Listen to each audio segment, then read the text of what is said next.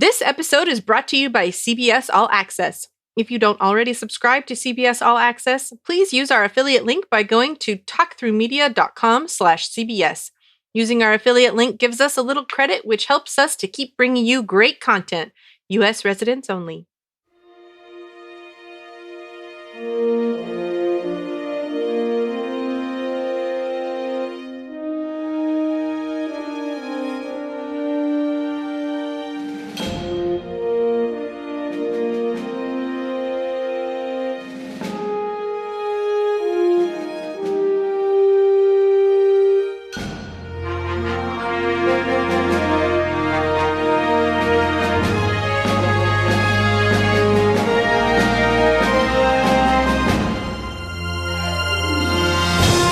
Hello, and welcome to episode 55 of the Star Trek Discovery podcast. I'm Brian.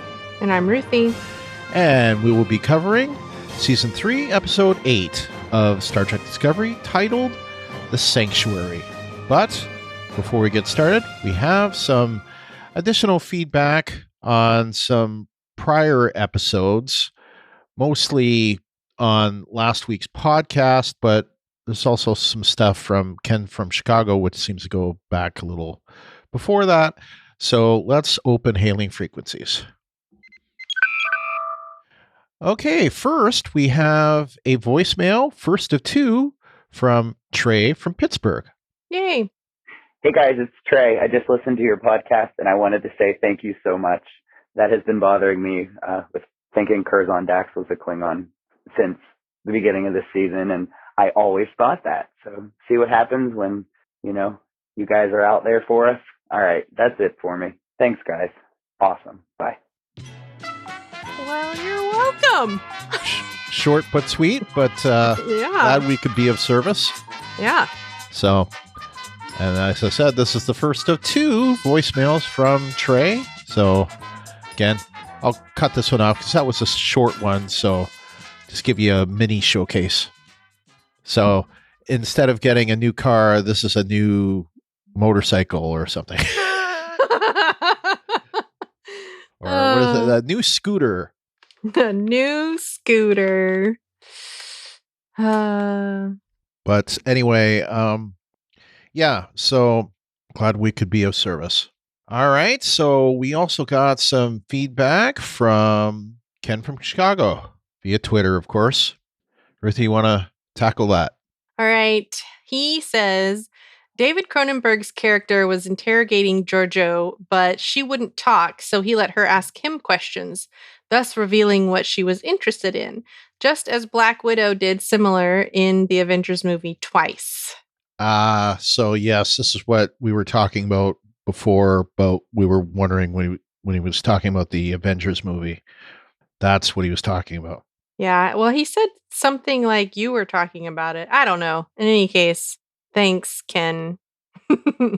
I did remember that, and that's exactly what it made me think of. So we're on the same page.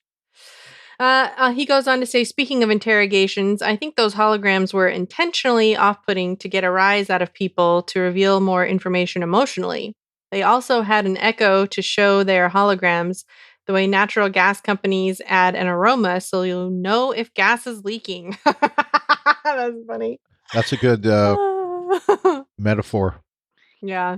By the way, I totally agree. No frelling way should Ensign Tilly should be made acting number one after a mere year. #nope. Yeah. Data said in #TNG's data lore that it took 3 years for an ensign to be considered for lieutenant. I get why, because #melodrama. And he has, I guess that's the thinking face. I don't know, the hand on the chin and the Spock emoji hand emoticon. Yeah, it looks that way. And he points out a link to Memory Alpha Fandom, which you can find on Twitter. If you're on Twitter, go find @Ken from Chicago.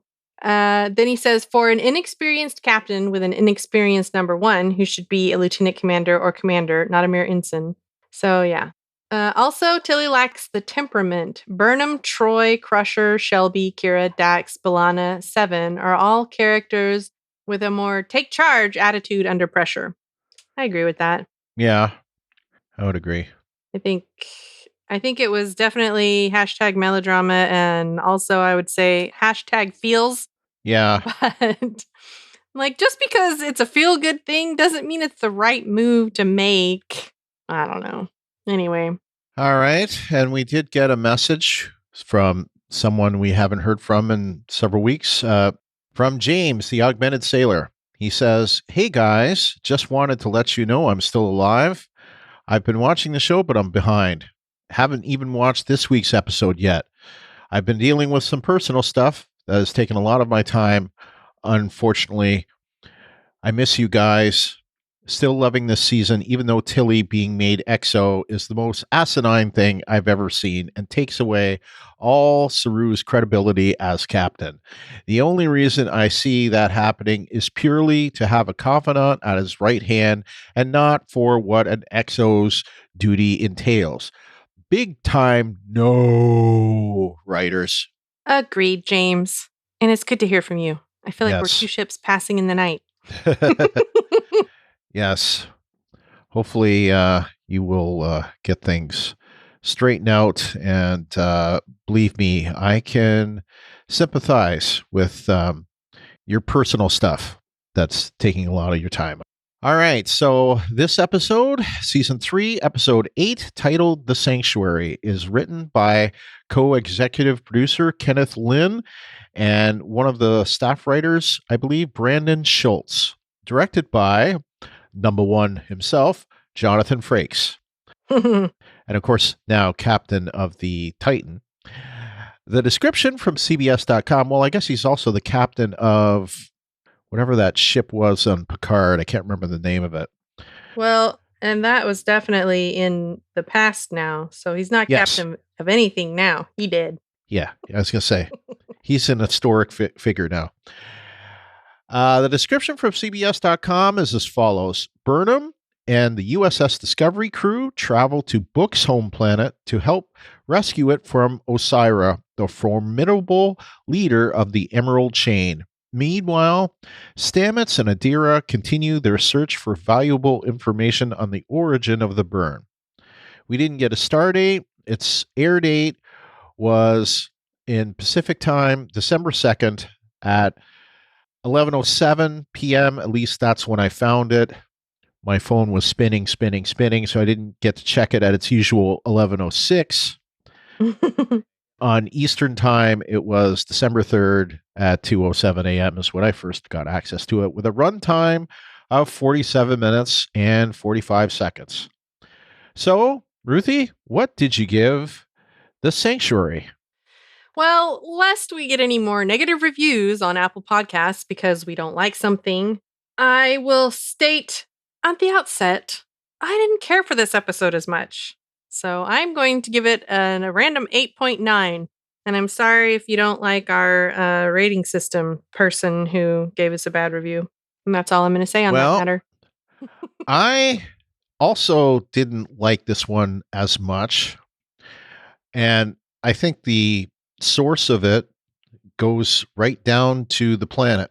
So that's where I had the issue. So I'm going to give this one an 8, actually. Quippy insults and withering glances. Yeah. Oh my gosh. I love her so much. Yeah. I think they're definitely not spending time on the things I want them to spend time on, honestly. And I think that was probably the source of my ennui, I suppose you could say, with this episode.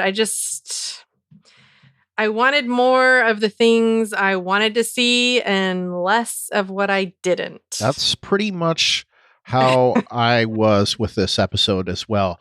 I wanted more about the burn. I wanted more about Giorgio. I wanted more about... I even liked the Adira Stamets stuff happening. I couldn't have cared any less about Osyraa and the Emerald Chain.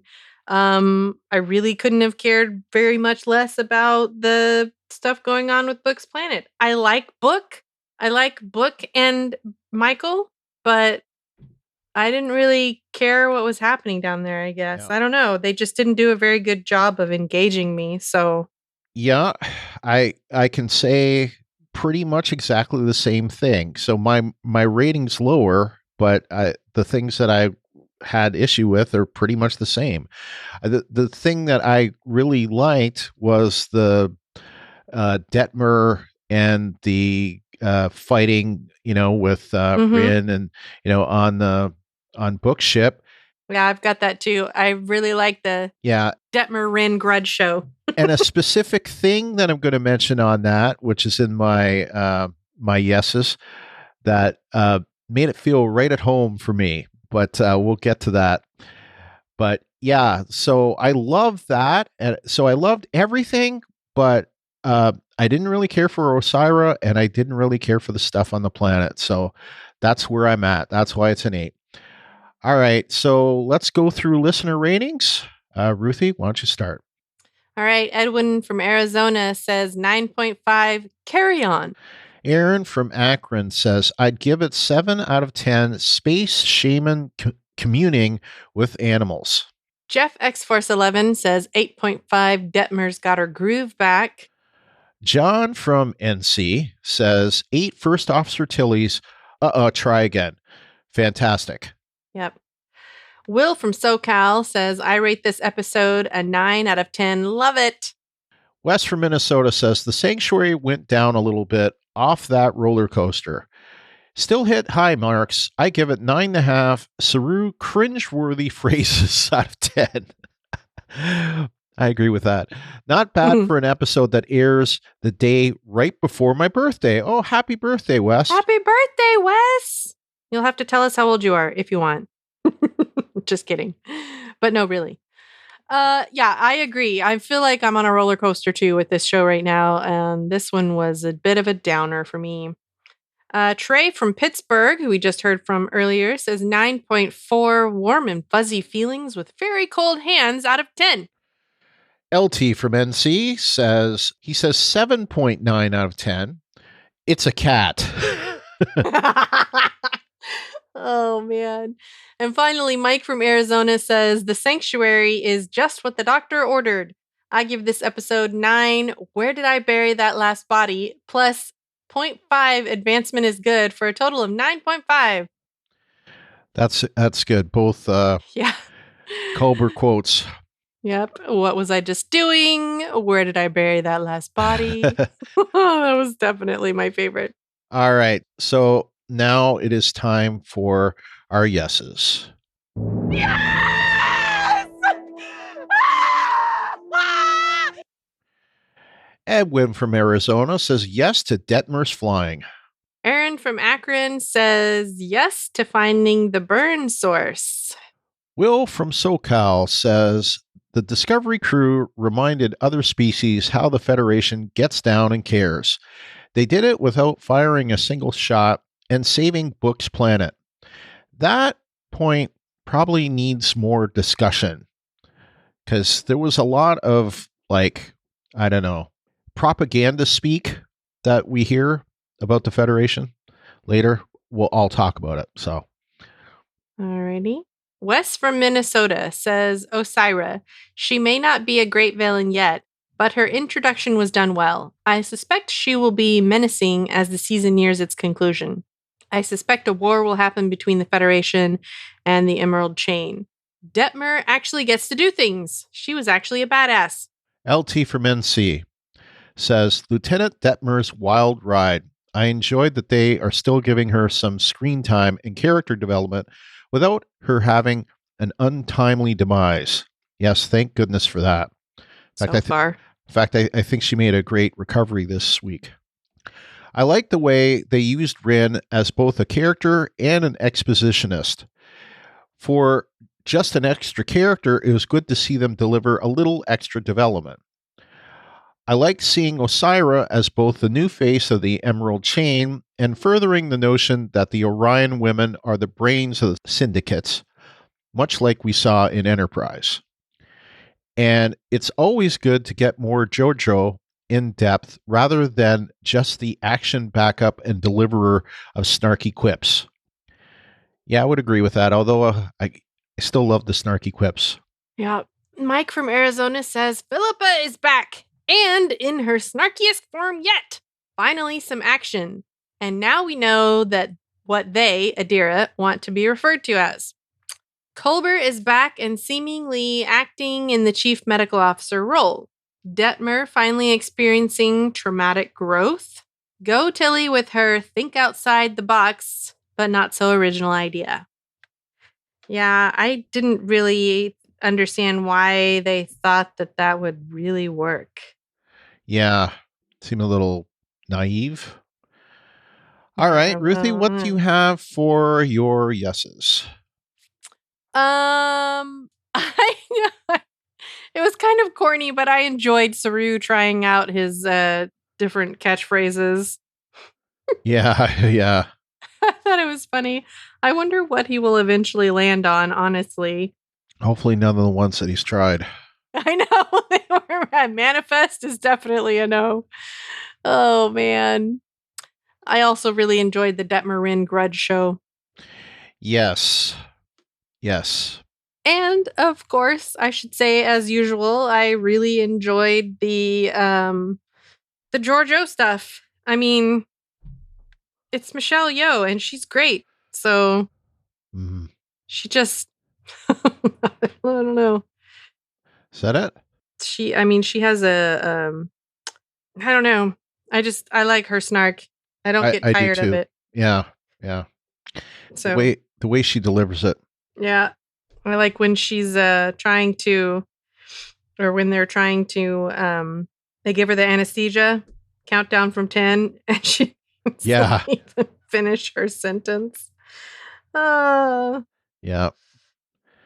That was, I mean, and that was not just great with the snark, delivering the snark, but the physicality of it, it was perfect in its just how it was delivered and the way that she.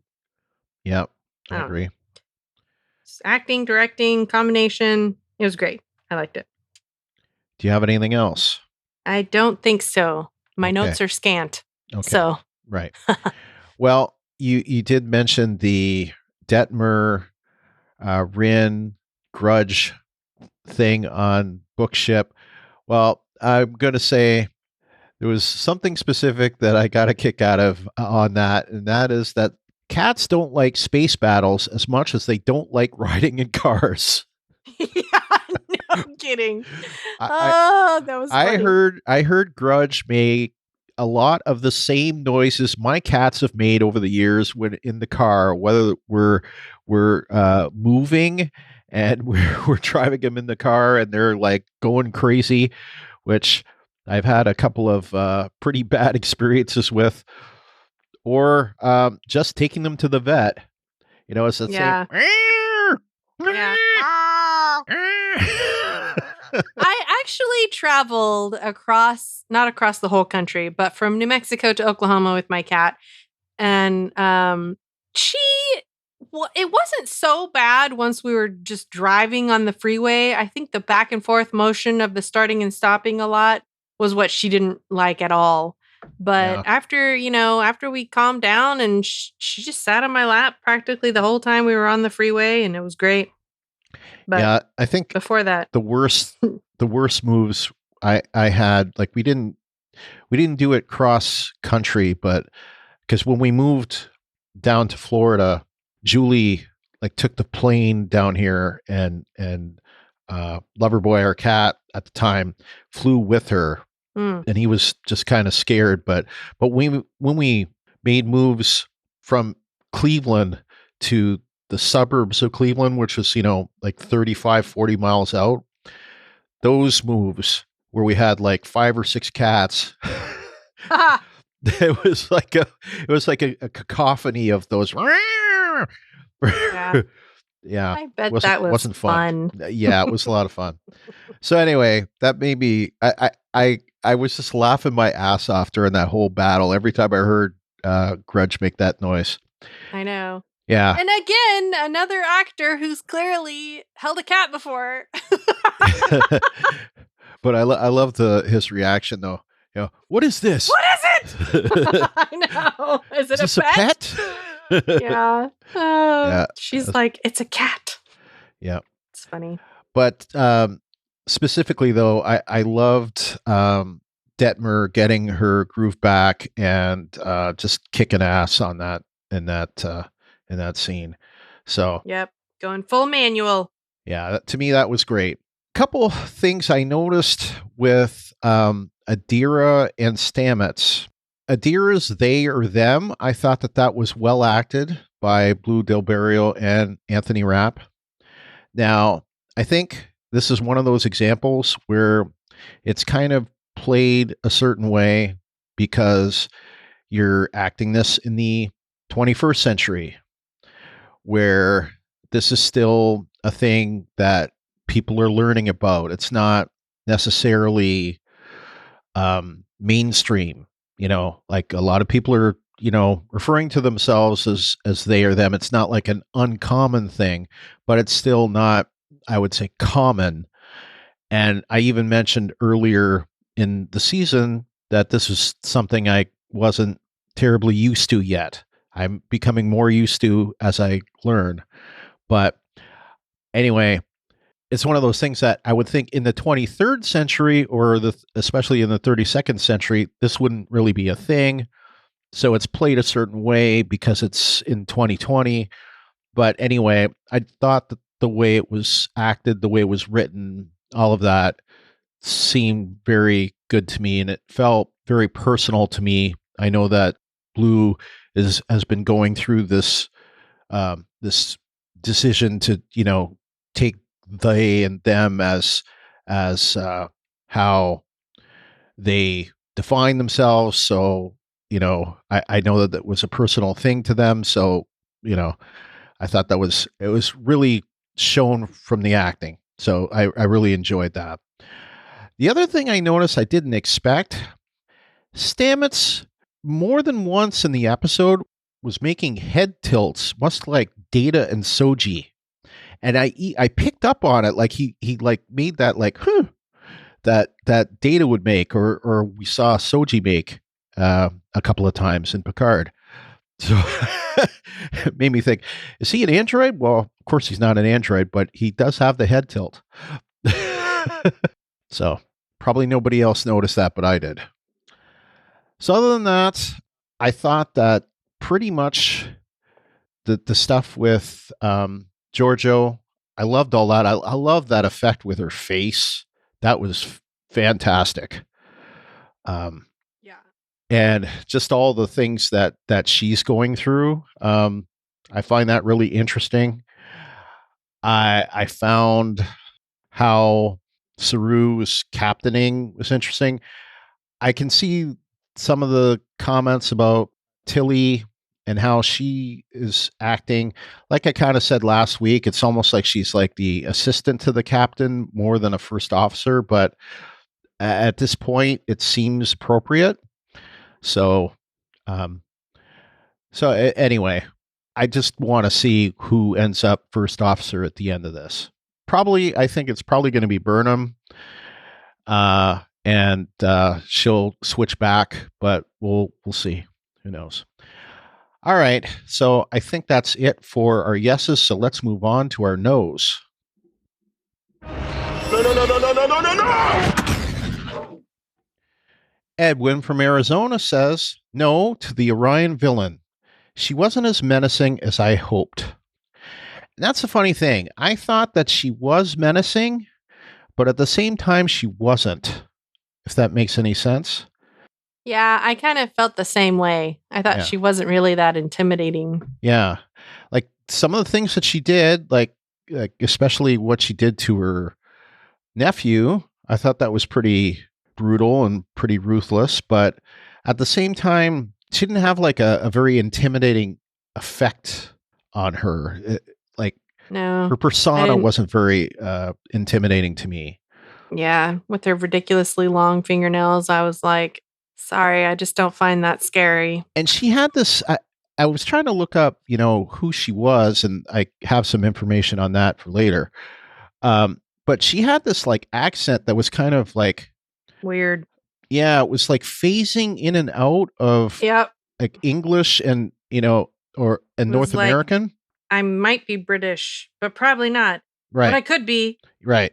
but probably not. Right. And I she was isn't, like, by the way. Well, it sounded like a bad fake accent, honestly. I was like, maybe that was part of why I was like, eh. It's like, I mean, if you're going to be menacing and evil, then do a proper British accent, because we all know that all the Brits are evil. Yeah. I guess all the good bad guys anyway. I guess I'll mention it here since we're talking about her. She's played by Janet Kidder, and she's been in a heck of a lot of TV, especially TV that shoots in Canada, of course. She is Canadian, and you may know that last name. She is the niece of Margot Kidder, who, of course, was known as Lois Lane in the first 4 Superman movies. So, yeah, nice. yeah. So that's where what her pedigree is. I could see the family resemblance. Yeah, there is, and I think like one of the things she's known for, she was in Arrow, and she's got a pretty long list of credits.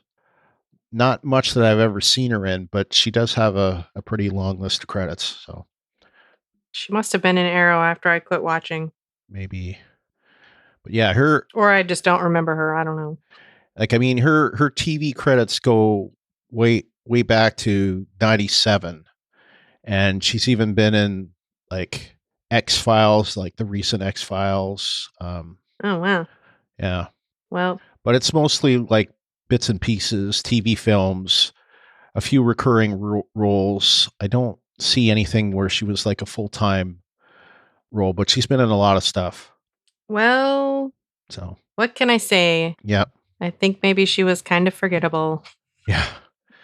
Yeah. Either that or she's a super great chameleon, and that's why I don't remember her from anything. Probably. Yeah, she was in Arrow playing Ruthie Adams in season 4. That's where and she was in Continuum as well. Ann Sadler. Is that the Oh my gosh, that's his mom. Yeah, his mom. Yeah. Huh. Yeah. Well, there you go. Yeah. I don't remember her from either thing. Yeah. Anyway.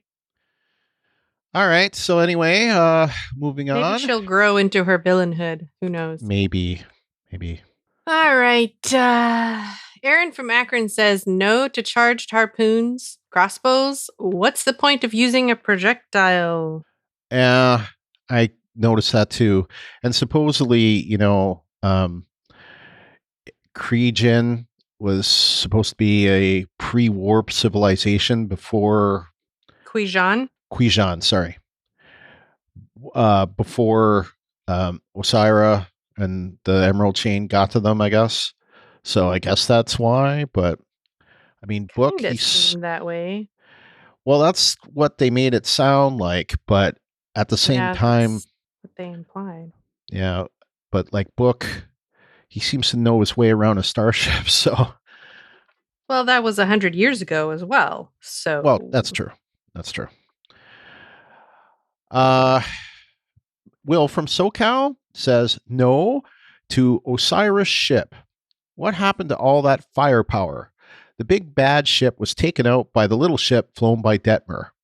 And all I could think of with that was like the first Star Wars movie. Well, yeah, my response to that is they also had someone telling them exactly where to hit. Makes a difference. Yeah, true. All right. Wes from Minnesota says, Giorgio, it felt like this was tacked on. It was interesting that she is suffering from something. I can see how it seems tacked on because I really thought that they were going to do more with it this time around, I guess. Yeah, I didn't think it felt tacked on. Okay. I see what he means. Tacked on as far as tacked on to this story, but it could have been part of another story. And it seems like, according to the previews, that it's probably going to be in quite a bit in the next story, but yeah. Yeah, that's what I guess maybe he meant it felt like an afterthought or something. I don't know. It's like something that I was going to bring up as far as the Osyraa stuff. So I'll mention one of my no's here because it's related, I guess. The stuff about Osyraa on the, is it Hot How? Is that what it's called? Hun How? Hun How. With the nephew. That could have just as easily been shown at the end of episode 6 as it was this episode. That to me felt tacked on. So Georgiou stuff similarly could have been tacked on. It was almost like they switched up the Georgiou stuff with the well, actually, I guess I didn't switch it exactly, but maybe they had the stuff for Georgiou. It could have been in a different episode. Could have been in episode 7, and instead it was in episode 8. I don't know, but it did feel like that stuff could have been in other episodes. So I see what you're saying, but I felt the same kind of thing with Osyraa and the nephew. Can't remember his name. On Hun How. Toral? Toral, that's it. Yeah. Yeah, I feel like she would have been more intimidating / menacing if they had put that in a previous episode and that was all we got. Yeah. Then it would have been like, ooh. Yeah. But instead it was like, oh, she's, a mean person who just killed her nephew. And then all we got from her was bluster.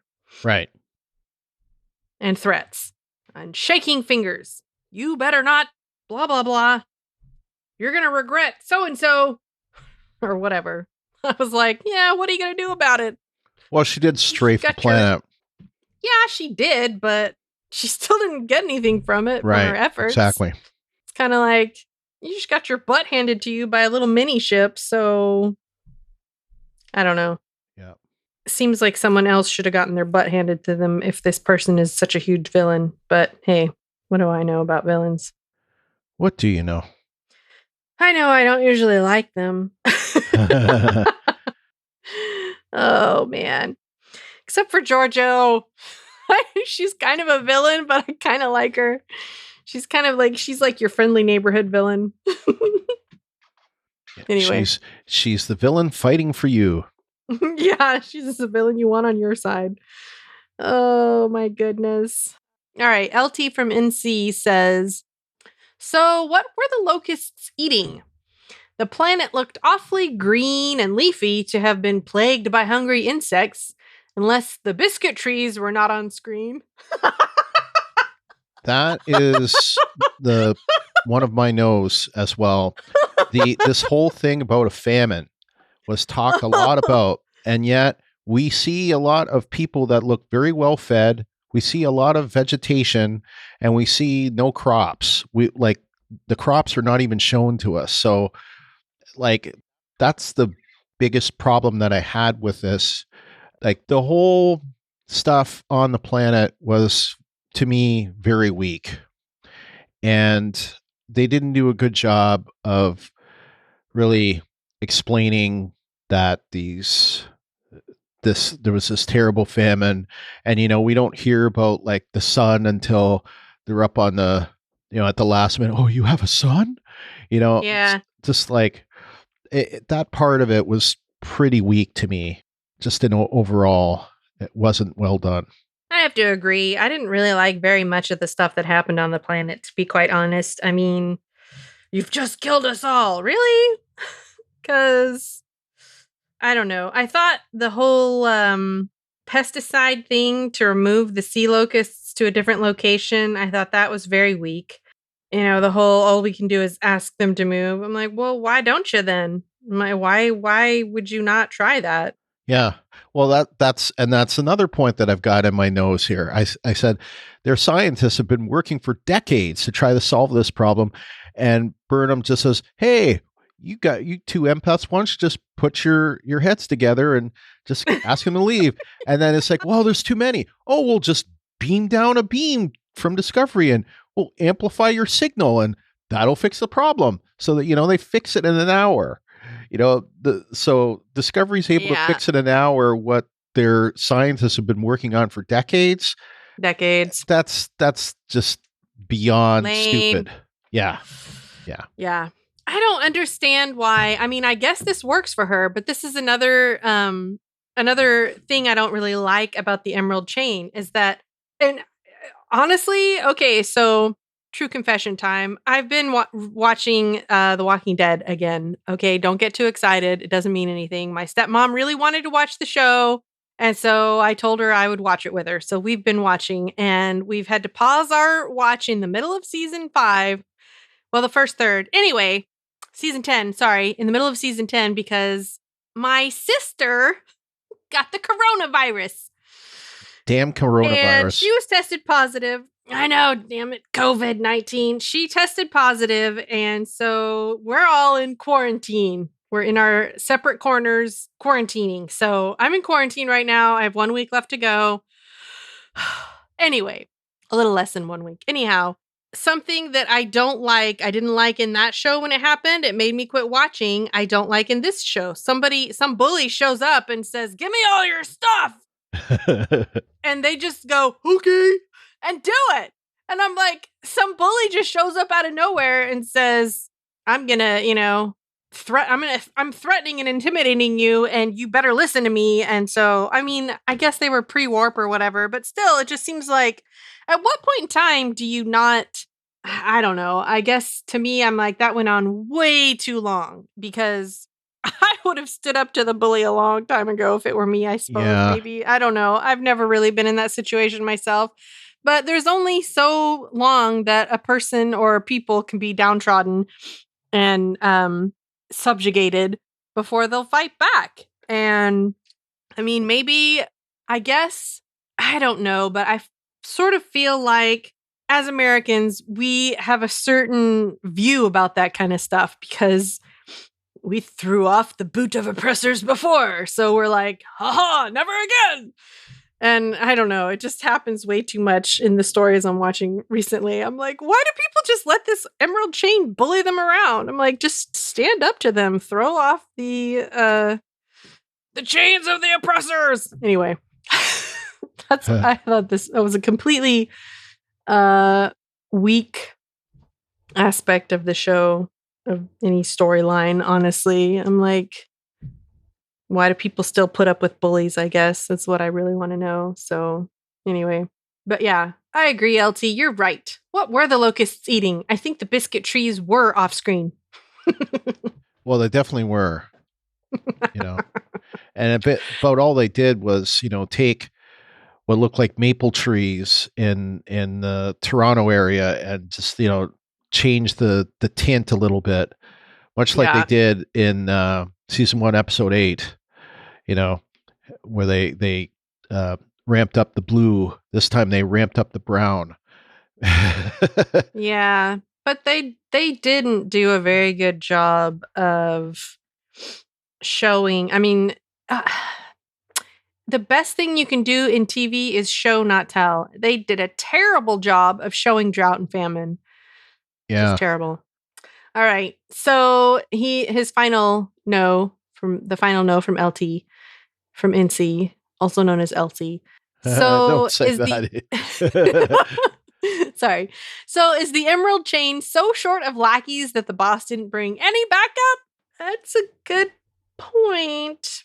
I mean, she wasn't expecting the Federation ship to be there, but I don't know. I guess I just don't understand anything about this new timeline, honestly.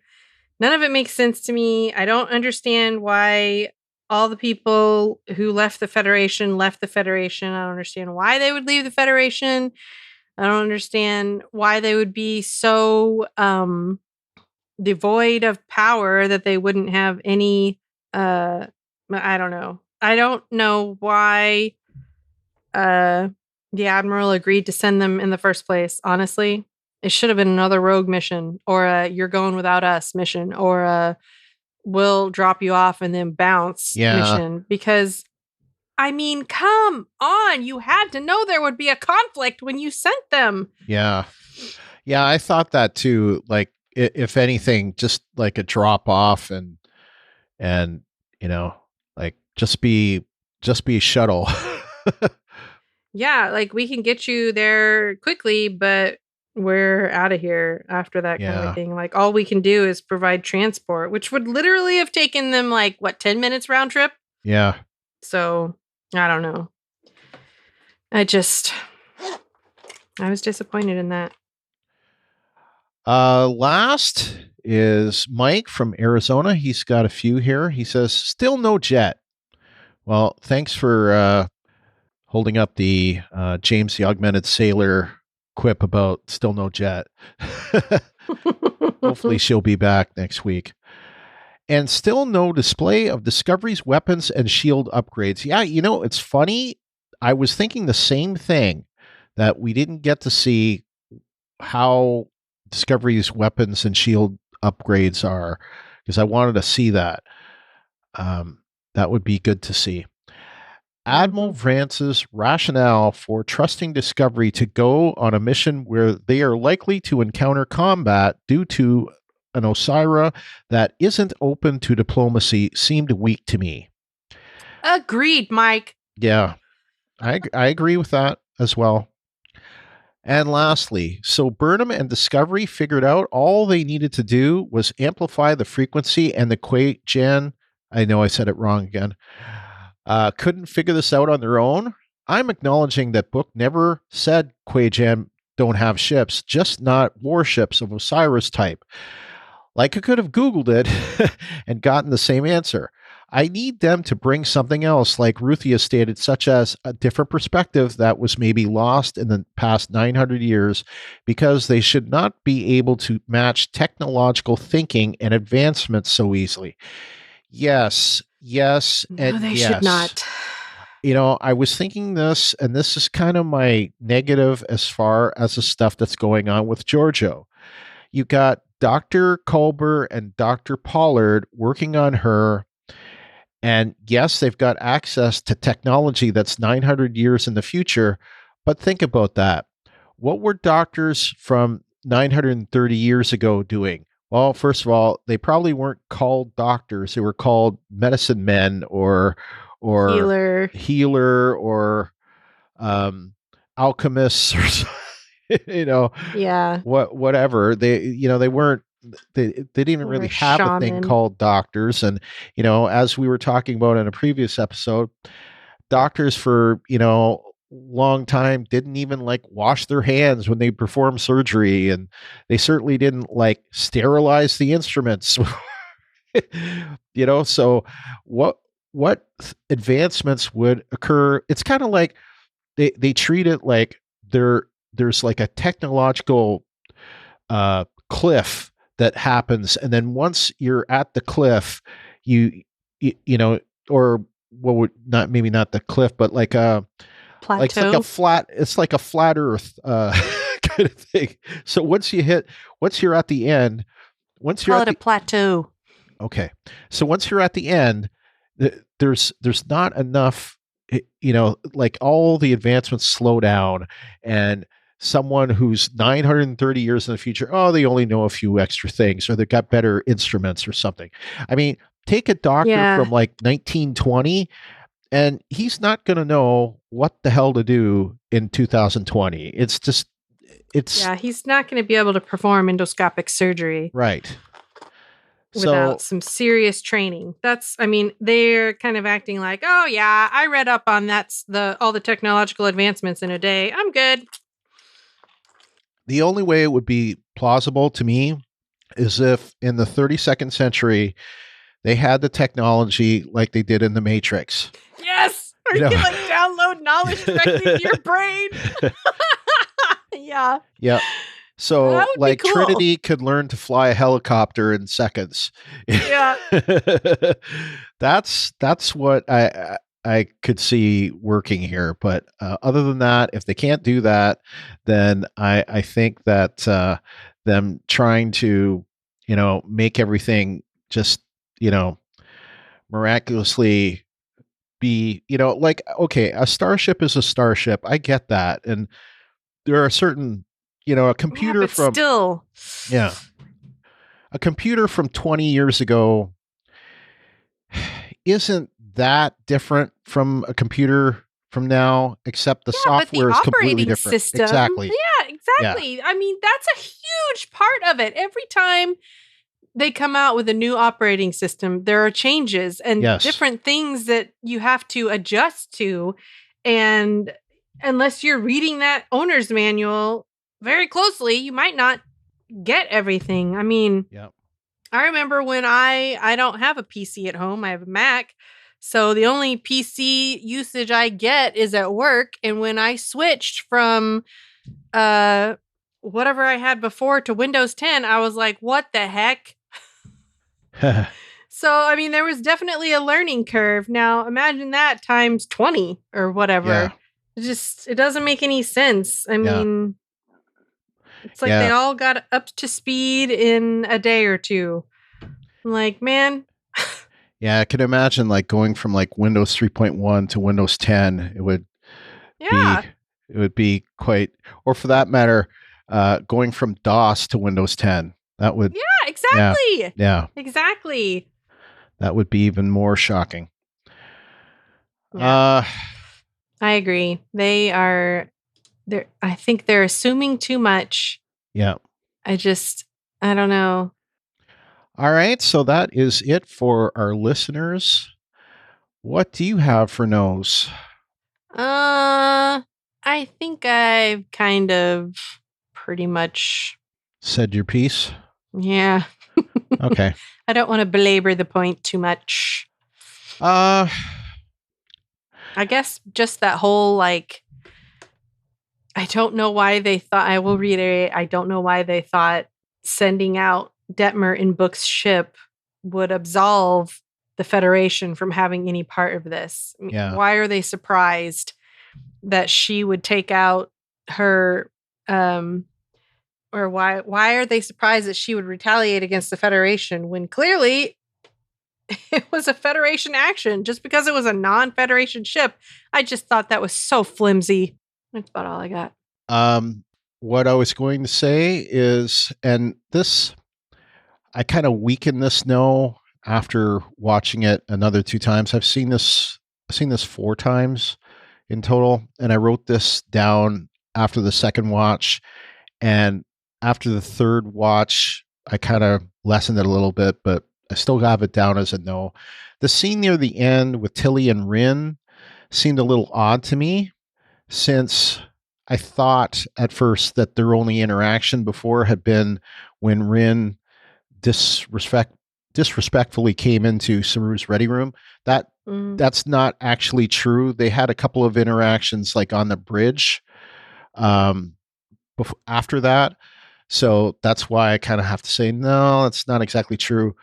But so part of it didn't feel exactly earned to me that they would have that conversation, like why he would have it with Tilly. But I did see on a couple more watches that Tilly had challenged him several times in the episode, like at least 3 times. So I guess based on that, I buy it a little more, but still it did seem a little weak. But then I remembered that Rin is played by Noah Averbach Katz, who's Mary Wiseman's husband. So I thought, oh, that's why they did that. So, I think they could have had a little more there before they had that scene, and I would have bought a little more. Maybe there was a scene there that they cut out or shortened that would have bought a little more, but there was enough there. So this is a small N no versus a large N no when I first wrote it down, but still a no. Okay, so all right, then. That's it for our no's. So now, speaking of Tilly. Hello, this is Captain Tilly. What the hell? What the hell? Hold your horses. Edwin from Arizona says, why didn't Book's brother tell them he had a son in the first place? Yes, I agree. Good question. I don't know. It just seemed so strange to bring it up right at that point.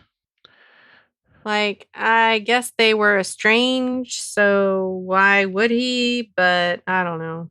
Yeah. All right. Aaron from Akron says, not good enough to the Federation having a pretty imperialistic / malevolent reputation to all of the species that Discovery has encountered. What happened? And I had a take on this. I thought, if anything, I'd say it's a combination of being stretched too thin. The idea that we kind of saw from Picard, that the outer reaches aren't represented as well as the founding earlier worlds. Like we see the world where the Qowat Malat are and the Romulans are. It seemed like they had basically been forgotten by the Federation. We definitely see that mentioned in the show. And if you read, I know it's not alpha canon, but if you read the Picard book, The Last Best Hope, that's pushed even more forward in that. But again, that's not alpha canon. So, but it is definitely pushed in the world that Elnor was on and all that. And of course the Fenris Rangers, stuff that Seven is dealing with. It definitely seems that the Federation's kind of pushed too thin. So I think it might be that. And then, like projected a few more 100 years after that, maybe they recovered from that, but then they got stretched thin again, especially after the dilithium stuff happened. Or it's just an example of the enemy throwing out propaganda. And that's probably my most likely scenario here, is that it's just, the bad guys, telling the bad stories about the bad people that are their enemies, so that other people don't try to turn, So that's what I'm thinking it is. It's propaganda. Yeah. Makes sense. Will from SoCal. He says, please hold my horses. Saru goes rogue and sends an unauthorized Starfleet ship to engage Osyraa's superior ship, and it wins. The Admiral says, don't engage. Now it looks like Saru just started a war with the Chain Gang. We criticize Michael for making these same questionable decisions. True dat, yo. I cannot disagree. Nope. That was exactly my point with the whole, why did they think this flimsy reasoning would hold up? Honestly. Yeah. All right. Wes from Minnesota says, if I had an opportunity to say it, Saru, work on your catchphrase. LT from NC. He has a couple here. He says, maybe Saru needs to look up Captain Freeman's book about finding your trademark word. That's, of course, from Lower Decks, if you don't recognize that, listeners. If you haven't seen Lower Decks, because I know, unfortunately, Lower Decks is still not available in international markets yet. I hope that gets addressed soon, but right now it's still only legally available in US and Canada. Or even if you have watched Lower Decks, you might not have gotten that reference. So right. Thanks. True. Plus, if that is your word, you have to deliver it with some conviction. Yes. Execute. So hopefully that doesn't mean electric chair or something. Lethal injection. Anyway, we need some flashback time on why all of a sudden the Federation is the boogeyman to so many cultures. It is way too much of an offset from what we know to think they are suddenly the same as old school Klingons. And yeah, I think maybe there needs to be some explanation as to what's going on there. Like I said, maybe it's propaganda, but maybe there's something else going on. But it's worth some investigation.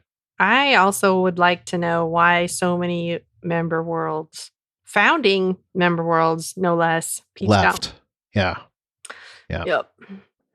All righty. Mike from Arizona says, how did Tilly know what a Starfleet distress signal sounds like from a 900-year advanced starship? Why couldn't their computer determine which ship it was coming from? Because reasons.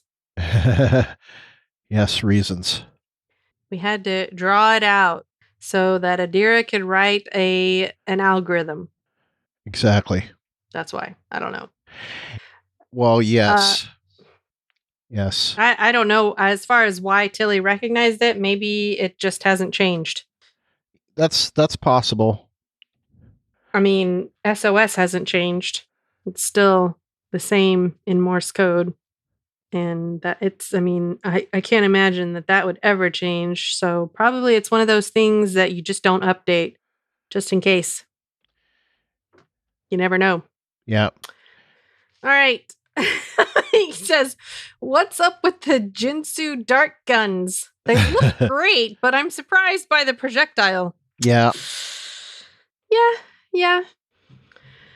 All right. Finally, Mike from Arizona says, "I'm on the fence about the game controller type manual controls for Book's ship that Detmer chose. I guess at least it wasn't a joystick."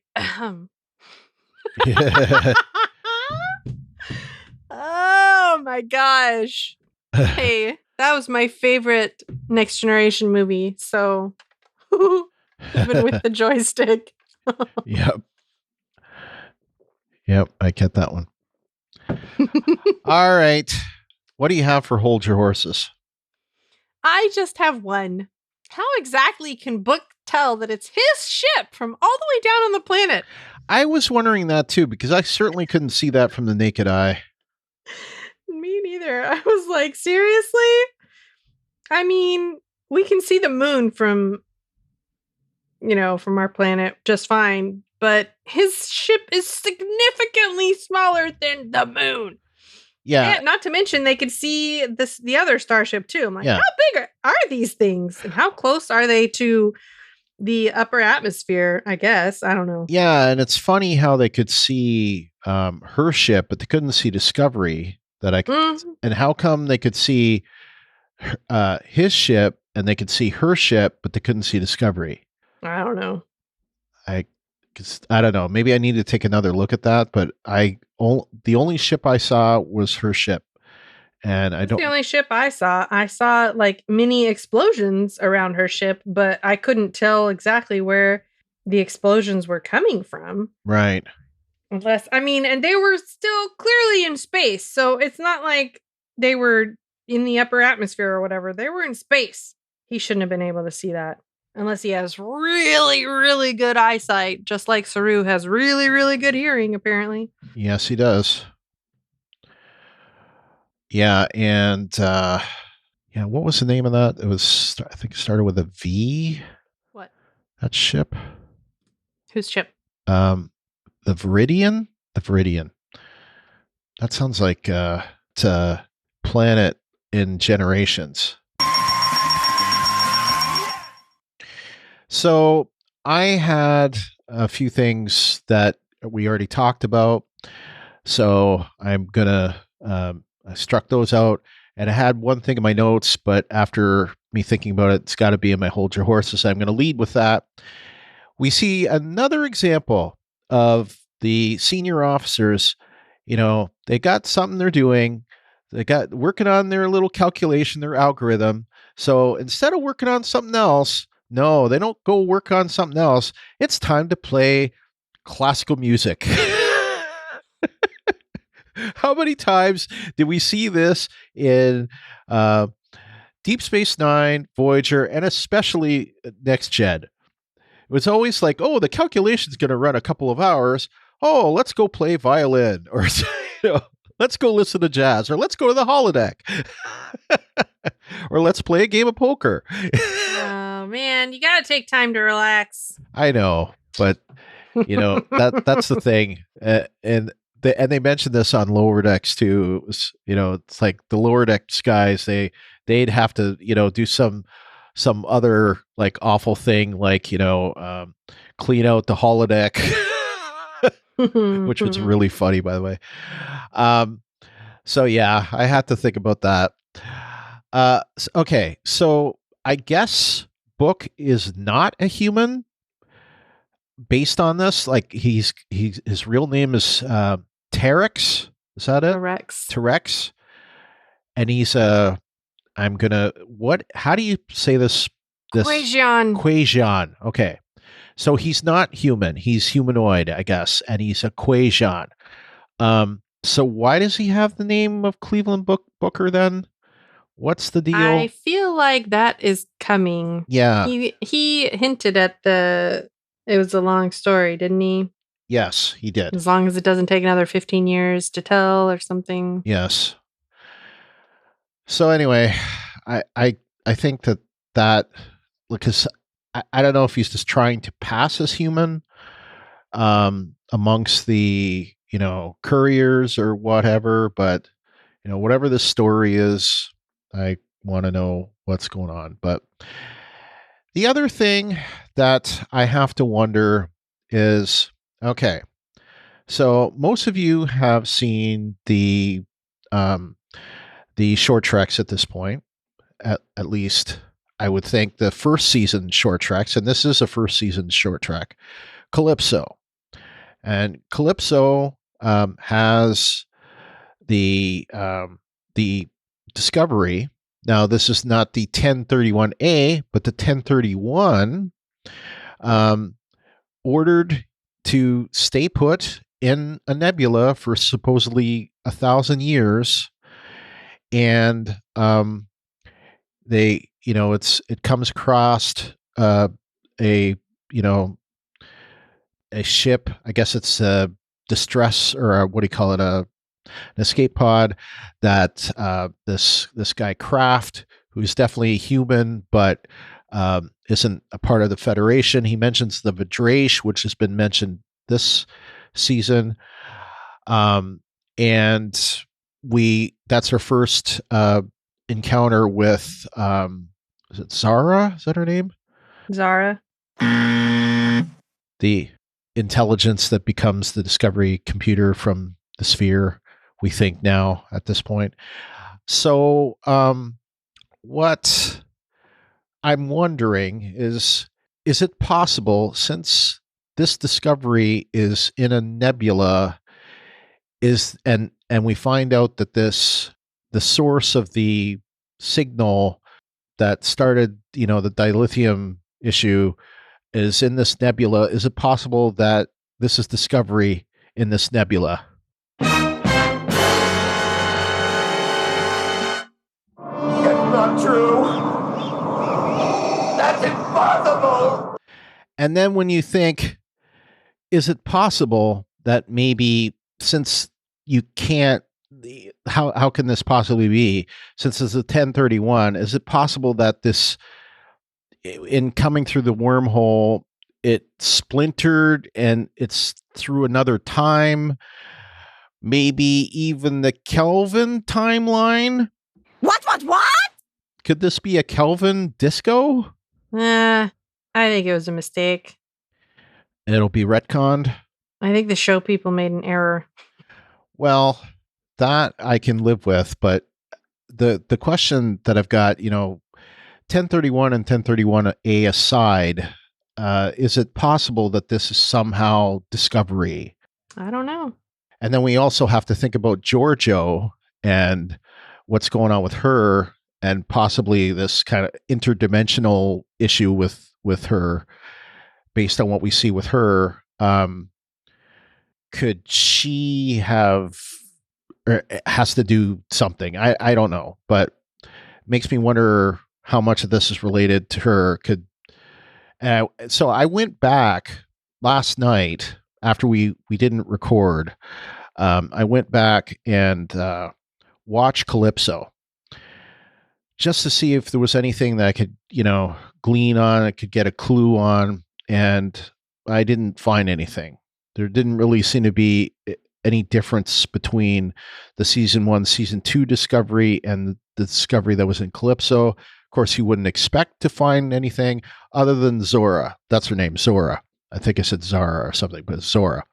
So that's my take on it. So I just wonder if somehow it's Discovery, and if it's Discovery, I have no clue how to explain it at this point. But makes me wonder, though.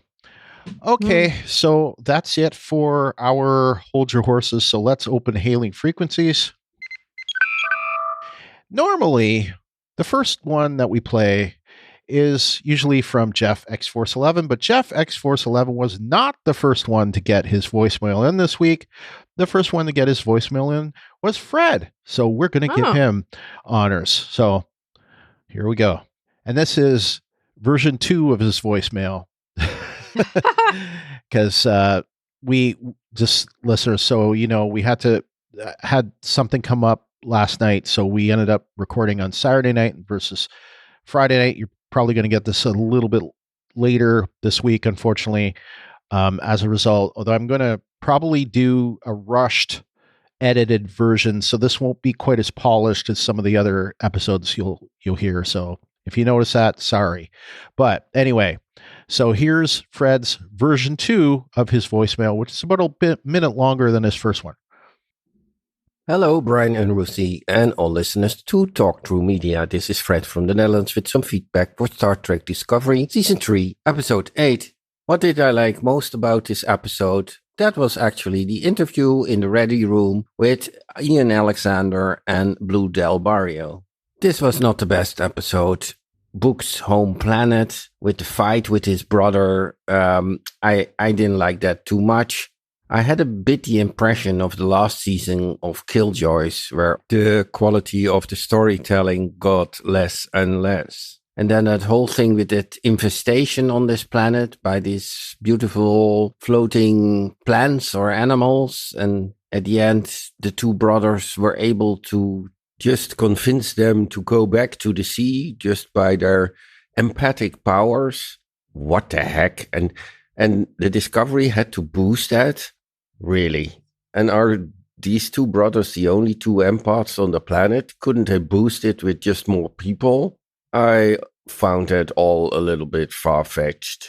I also have some problems with Osyraa. She is not really convincing. I mean, it's just in the acting or something like that. Doesn't really feel like a real threat.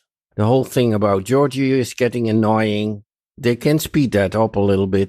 But if we see the ready room and we also see scenes of next episode, we probably will get more insight into that next week.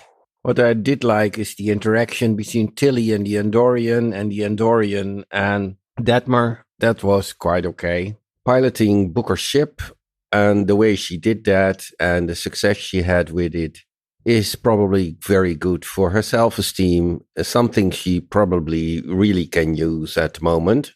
And I'm actually extra disappointed because the director was Jonathan Frakes and he always delivers nice episodes. Although the visuals were quite nice, but the story just wasn't. And that's of course not due to the director but to the writers. So possibly he made the best of it.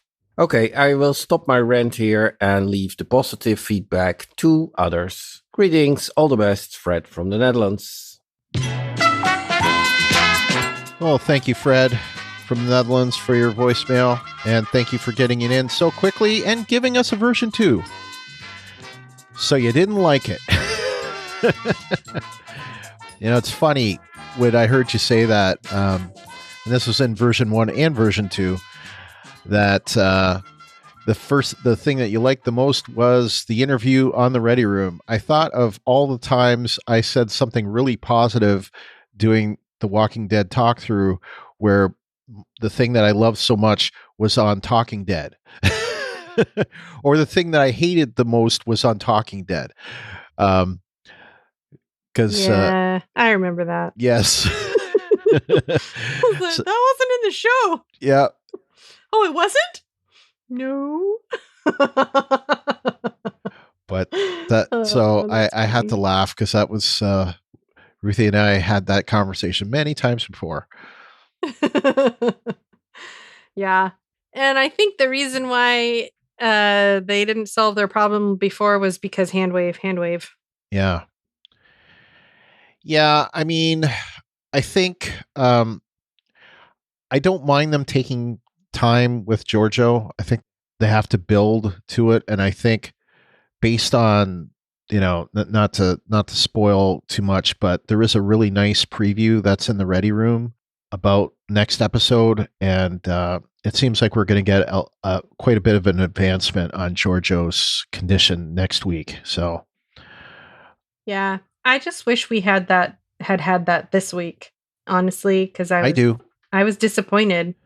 Yeah, I agree. I thought they were gonna really dig into that this week, so that was my disappointment about it. Yeah, it did seem like they stopped short a little bit, and maybe they could have done it all in episode 9, but and I wonder if she's going to be gone after episode 9. If yeah, it's we don't know, but I hope not. Yeah, I hope not. But I mean, I think largely I do agree with you. This wasn't their best episode. I might say it was my least favorite of the season. I think certainly in ratings it was. And as Ruthie had indicated, we did get an iTunes review.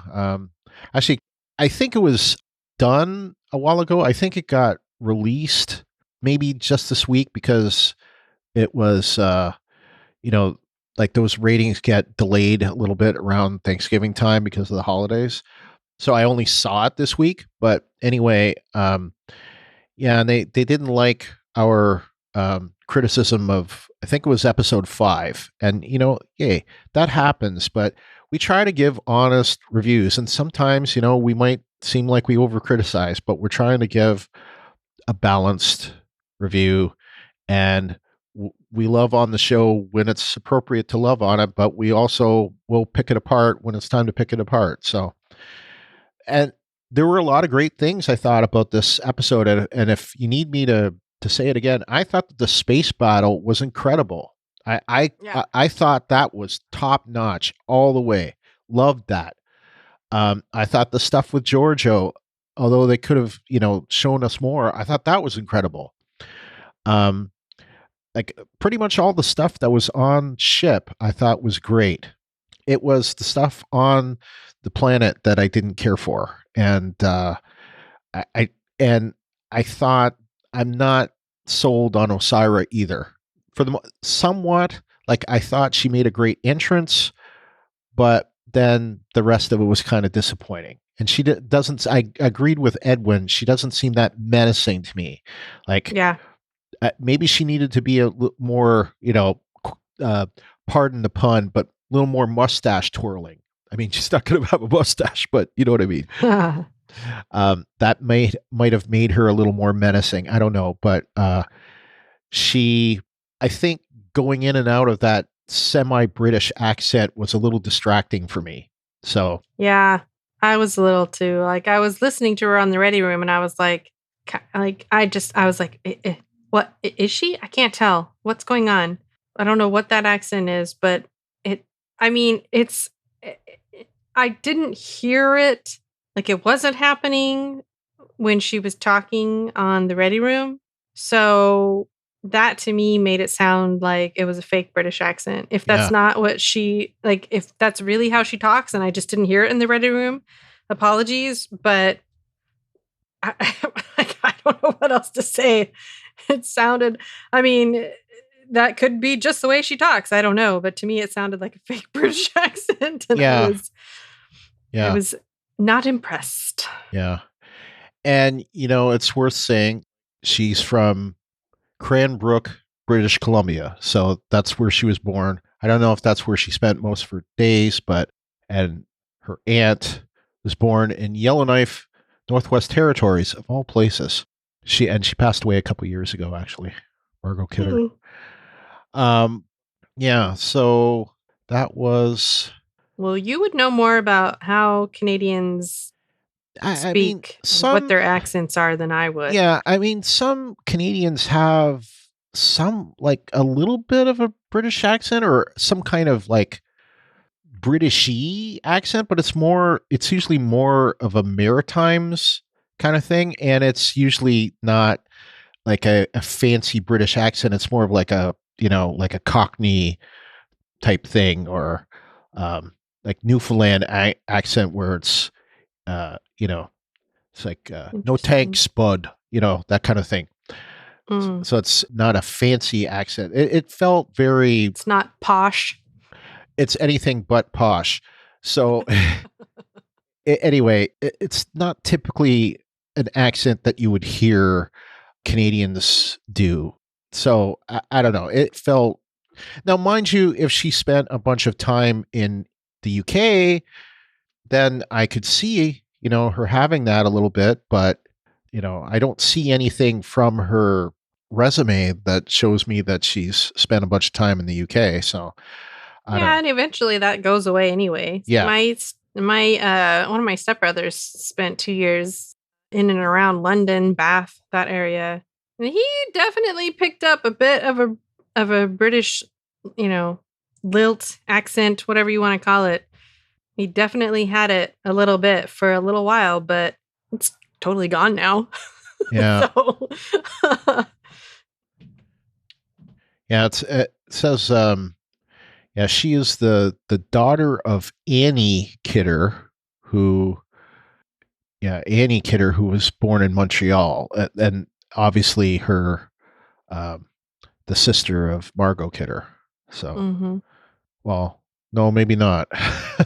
maybe that's mother or sister-in-law.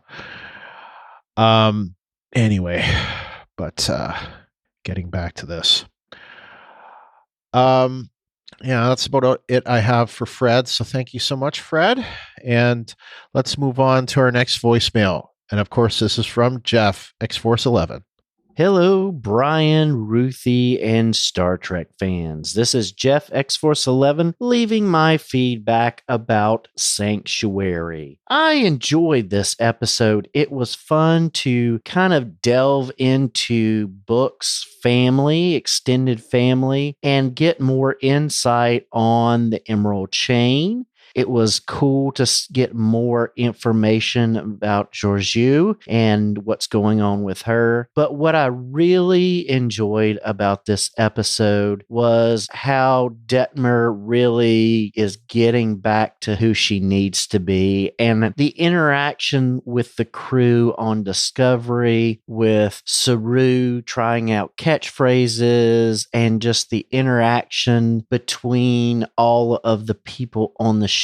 I think this series is strong because of the cast, and Michael is obviously kind of the lead here, but is best when this show is about the entire crew. So I appreciated those aspects of this episode, and I am excited to see what comes next. All right, those are my thoughts. X-Force 11 is out. Well, thank you so much, Jeff, X-Force 11, for your voicemail, and glad that you enjoyed the episode.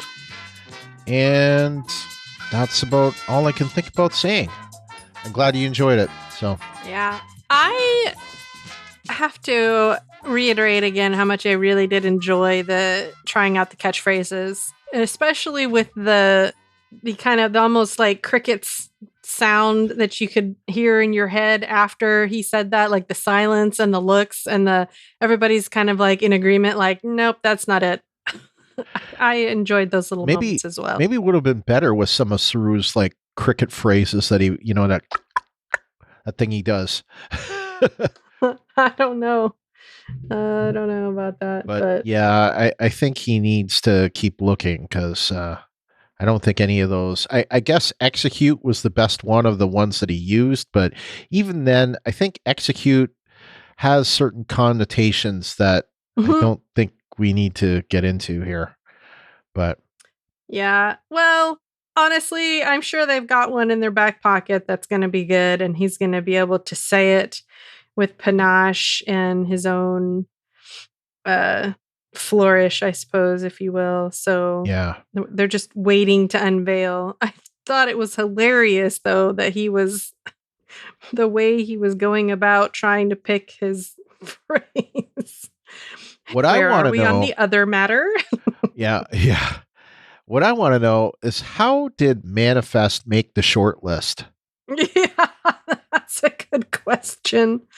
Oh, goodness. You know, kind of like sounds very like Religious? No, you see people use Manifest these days. Like manifest your future or whatever. But it's kind of like, that's just crazy. I don't know. It just reminded me of I'm going to go manifest myself some. Yeah. And I always think of Manifest Destiny. So wine or something. I don't know. The funny thing is, the first version of my Star Trek script that I submitted was called Manifest Destiny. So, little trivia point. Yes. That was the one that got rejected unread because it didn't follow the formats. Oopsie. Yeah. I did think of one other thing that I wanted to bring up with Fred's voicemail that I didn't mention. And that was about, he was disappointed about the fact that it was a Jonathan Frakes episode. And I wanted to mention, I don't think all of Jonathan Frakes' episodes are great. Like, I have seen some of the ones that he's directed in the past haven't been great. I can't think of specific examples on this show or on Picard. I know the ones that he did on Picard. I know he did Absolute Candor and Stardust City Rag. I thought those were both pretty good. And I saw actually parts of Stardust City Rag last night. My iPad just kept playing, and it woke up. When I woke up, it was playing Stardust City Rag twice. So overnight. So, but I have seen some episodes that he's done in the past that weren't great. And there are a couple actually that I can think of. I can't think of specific ones, but I can remember general ones from that show that we always like to bring up, Falling Skies. So he directed quite a few episodes of Falling Skies, and I hate to say, but there were some of those episodes that weren't great. And I want to say, if I go back and look at one of the episodes, maybe he did. No, because he did. Didn't he do the one where Arium died? Wasn't that his? Or did he do the one after that? I have no idea. Yeah. Now I have to look. Well, suffice it to say, what you're trying to get at is they're only as good as the scripts, right? I'm saying that he's not an alchemist. Like, if the episode isn't great, it's not necessarily going to be great just because he directed it, So, yeah, he directed two of the really good ones last season. He directed New Eden and he directed Project Daedalus. So, but he also did People of Earth this season, which I didn't think was fantastic. So, it wasn't terrible, but I definitely didn't think it was as good as the first two. So anyway, so that's all I'll say about that. All right, we got one more voicemail, and it's the second voicemail from Trey from Pittsburgh. And I want to just mention before we play it, the quality on this one isn't the best. So I tried to clean it up some. I ran it through our little thing that we use as part of our final processing, which is called Auphonic, which fixed it up some, but it's still not the best. Hopefully it'll clean it up even more when I run it through its final processes. But anyway, it doesn't sound that great. It gets better as it goes. But anyway, here it goes. Hello, this is Trey from Pittsburgh calling about the Discovery podcast, the most recent episode. Again, I really enjoyed this episode as well. I would give it 9.4 warm and fuzzy humans with very cold hands out of 10. I wonder how come the transworm chewed Osyra's nephew and the body parts flew everywhere, whereas in the season premiere, Burnham was swallowed whole and upchucked afterwards. So that would be my hold my horses. Georgiou, during that medical procedure, how she phased or morphed, the hollow, maybe she's a hollow program to think she's a human. I'm not sure. I thought it was a cool effect, and it definitely sparked my interest. And I also thought that it was cool that Osyraa was firm with how she identified and that she would prefer to be called, they or them. The only thing in this episode that bothered me was, that she is tired, he is tired, and then they refer to Osyraa as they are tired. So I guess because she's a symbiont, it works, but with English, technically it should be they is tired. So that bothered me, but other than that, it was a great episode, and carry on. Well, thank you so much, Trey, for your voicemail. Second one this week. And this week, or this time, you'll get a full one. I won't cut this one off all the way. Yes, I did notice the inconsistency of the transworm. Yeah. And we kind of actually saw this in the first episode, too. It's like everyone else kind of got all, chewed up, whereas Burnham got kind of gummed. Well, maybe that's because he was saying, no. Maybe. But it reminded me, what in thinking about it, there's a similar creature in Lower Decks that kind of suckles Boimler. Remind me of that. Maybe that's how Burnham got treated. But yeah, I would agree with that because she didn't get all, her body parts all like dismembered like he did, because it was pretty violent. I noticed that too. I was like, man, that's new.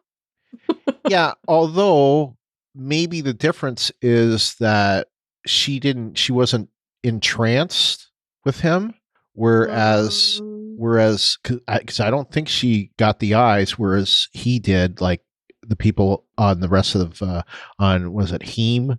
They had that. So I'm not sure why that would make a difference in how the transworm eats you. No, I don't know if it would either, but now the other thing, and I would like someone who knows better to back me up or discredit me for what I'm about to say. And of course, we do have a person who is very knowledgeable in grammar, who is my co-host. So she will probably have something to say, but I believe it is supposed to be they are tired. I don't believe it is supposed to be they is tired, despite the fact that we're talking about a singular person. That is correct. Well, if that's the case, then I get a gold star for you. I don't care if it's they refers to, it's plural, yes. Proper English is they are, no matter what you're referring to. If you're referring to a singular object or multiple objects, they goes with are. Yeah. That's just how it is. Yeah. Yeah, and like Trey, we're all learning this together. So this is, to me, and I said what I said early this season. This is a new thing for me. So I'm learning, so I may make mistakes in talking about this stuff, but I was pretty sure that it was they are, and it doesn't matter whether you're talking about a singular person or a plural person or plural people. I'm pretty sure the reason why is if you're uncertain of it is the term for if you're uncertain of an item, object, person's gender, what have you. That's why it's used. So yeah. All right. That's it for our voicemails, and we've got a fairly long one from Mike from Arizona. I'll do it. I know you said you do the long ones. All right. Mike from Arizona says, this episode was much closer to traditional Star Trek, where we get to see other bridge officers grapple with an issue and come into their own, while the main character is off on the main mission. Yeah, that's true. Overall, I thought this was a decent episode in which the ground and space action, Detmer's recovery arc, another piece to the dilithium destroying melody puzzle, and Michael's renewed efforts to obey the chain of command were satisfying. I also thought that the conversation between Stamets and Adira about which pronoun to use was important.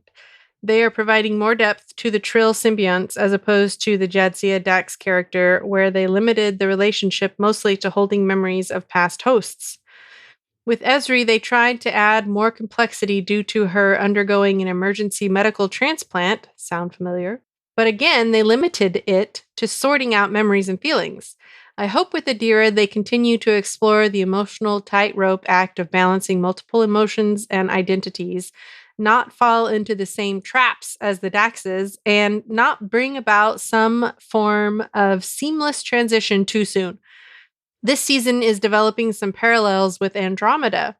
I don't see Book joining Starfleet, but I think he will assist on missions when they need a non-Federation intervention, similar to the role that Valentine and the Eureka Maru played. That's all for this week. Have a great week, guys, and thanks for the opportunity to share my feedback. You're welcome. Now, We're glad that you gave us feedback. the question that I would have with what you said, Mike, and I think I have an answer to it, but I'll just pose the question, is did Adira have the they-them wish before? I was going to say she. Before Adira joined with Tal, and Adira had that conversation with Gray, as Gray was the current host, or did Adira have that conversation with Gray after Adira had been joined with Tal? So, like, that's what I don't know, but my suspicion, my impression is that Adira had those feelings before joining with Tal. Do you have any thoughts on that?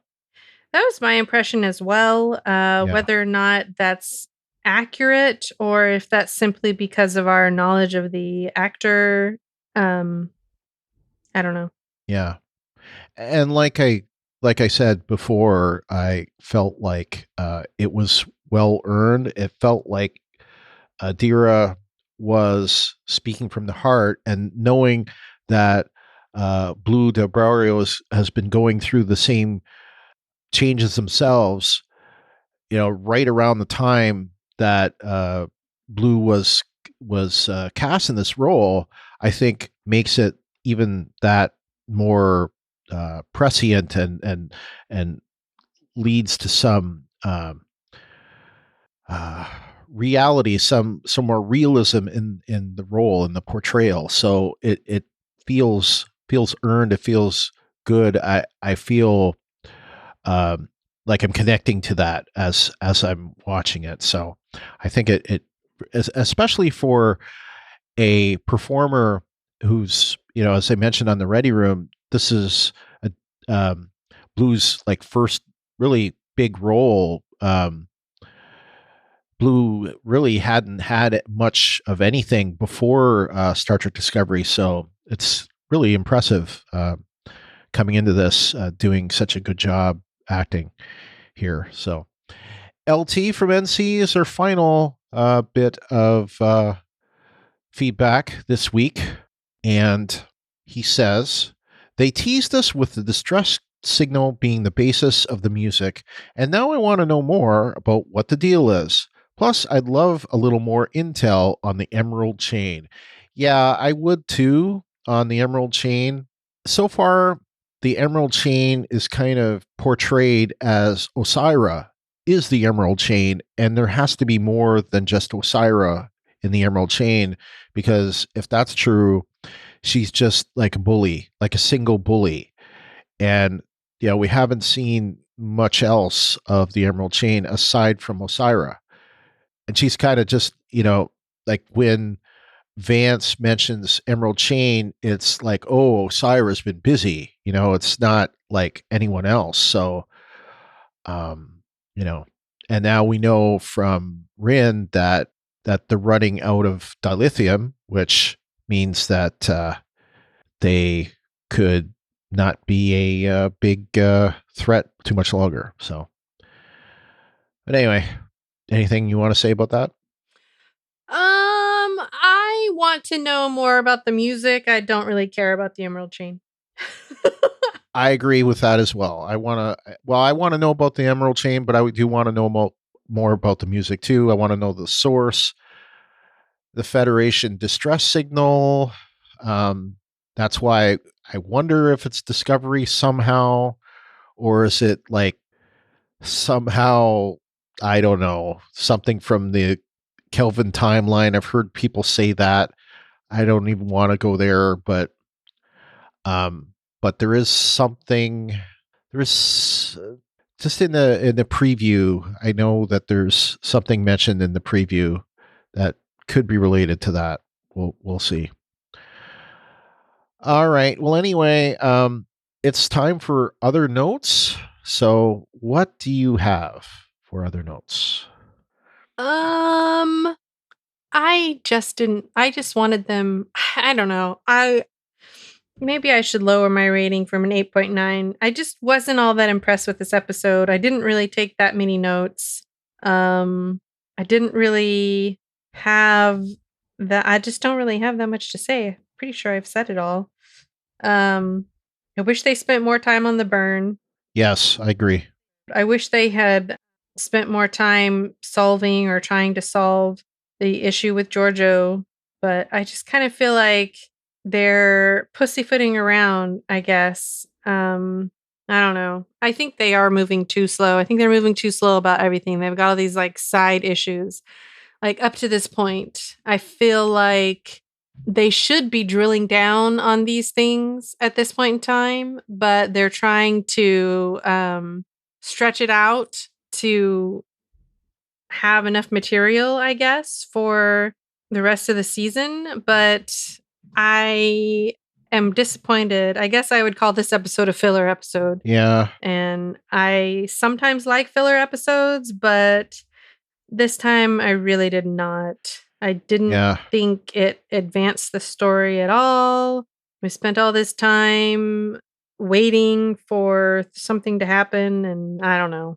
Filler is probably an accurate representation of this episode. I think that, unfortunately, this show has its thing where, Burnham is the lead character, so we have to give an A story to Burnham.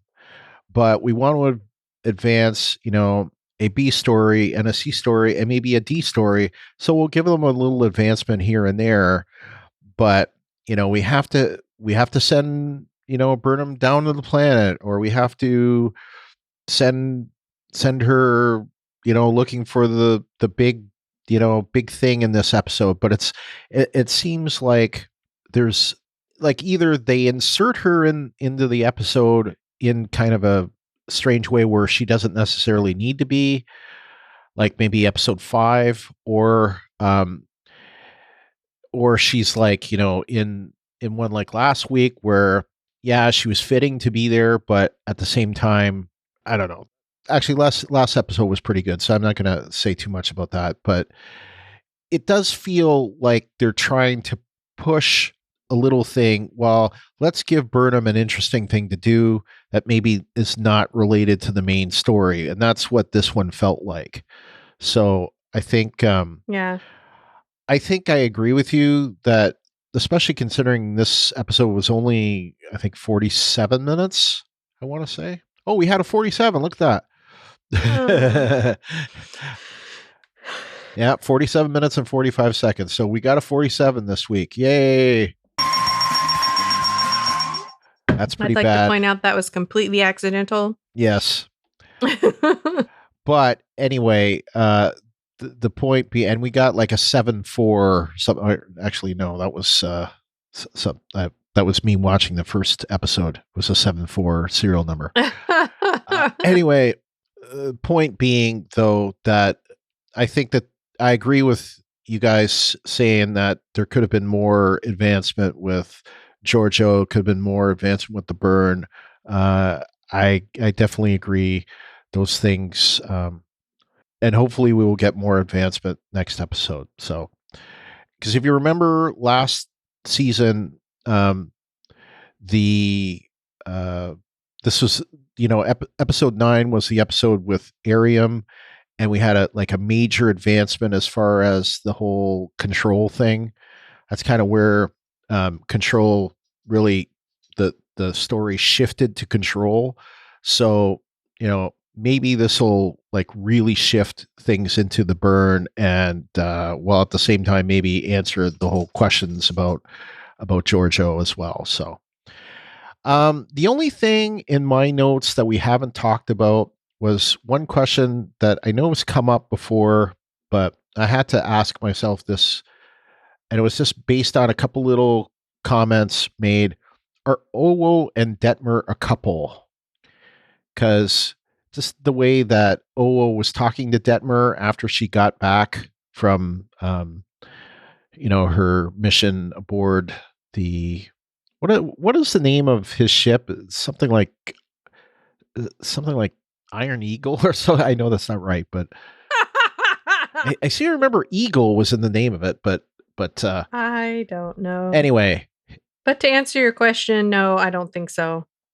I think they're just good friends. So. Just good friends. Yeah. I mean, I think honestly, if they were, we would see more affection, more physical affection between them. I think that they would show that rather than. They could be bunkmates. I mean, they could be like I'm Tilly. Sure they are. Yeah, they could be like Tilly and Burnham. Sharing a room. So I believe that they are a completely platonic relationship. Yeah. And I think if we think about them as bunkmates, I think that makes a lot more sense than them being a couple. Because I agree. I don't see any physical thing with them, but I see a really strong friendship there, like you might see if you live with your best friend. So. Mm-hmm. So. All right. Well, anyway, that's it for me. So let's move on to our shipwide announcements. Well, first thing we usually always bring up is the ready room. And of course, it was mentioned by Fred. So we won't talk too much about it, but Will Wheaton had on there an extensive interview with Blue Del Barrio and Ian Alexander. In fact, that was pretty much the extent of the show. Normally they have like another segment or something where they'll talk about special effects or costumes or something, but they didn't have that this time. It was mostly just the interview. They did at the beginning. Oh, okay. What was covered in the beginning? They just did what they normally do in the beginning. They talked about remember the actress who plays Osyraa was there talking. Oh, That's okay. when I was listening to her not fake British accent. Right. Okay.